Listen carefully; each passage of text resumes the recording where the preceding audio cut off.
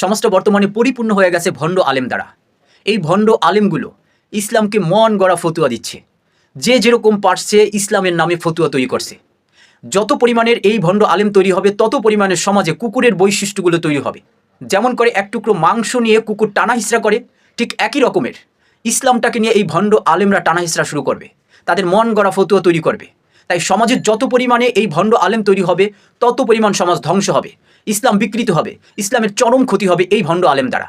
তারা মন গড়া ইসলামকে যেভাবে পারছে সে সেভাবে ব্যাখ্যা বিশ্লেষণ করছে। আমরা যারা সাধারণ মানুষ রয়েছি, তারা একটা দ্বিধা দ্বন্দ্বের ভিতরে পড়ে যাচ্ছি, কোন আলেমের কথা সত্যি। তাই সমাজে যত পরিমাণে এই ভণ্ড আলেম তৈরি হবে, তত পরিমাণ কুকুরের যেই স্বভাব, সেই স্বভাব তাদের ভিতরে বিরাজমান থাকবে। তারা ইসলামকে নিয়ে, কুকুর যেরকম এক টুকরো মাংস নিয়ে টানা হিসরা করে, ঠিক এই ভণ্ড আলেমরাও ইসলামকে নিয়ে টানা হিসরা করবে, মন গড়া ফতুয়া দিবে, বিভিন্ন রকমের ইসলামকে ধ্বংস করার পায়তারা করবে। অথচ আপনি লক্ষ্য করে দেখবেন তাদের মাথায় টুপি আছে, জুব্বা আছে, পাঞ্জাবি আছে, পাগড়ি আছে, দেখতে পাক্কা হুজুর মনে হলেও কিন্তু এরা এক একটা আস্ত জানোয়ার। কারণ ইসলামটাকে ধ্বংস করার জন্যই এই কুলাঙ্কার আলেমই যথেষ্ট। আমাদের দ্বারা কখনো ইসলাম ধ্বংস হবে না, এই কুলাঙ্কার আলেম দ্বারা ইসলাম ধ্বংস হবে।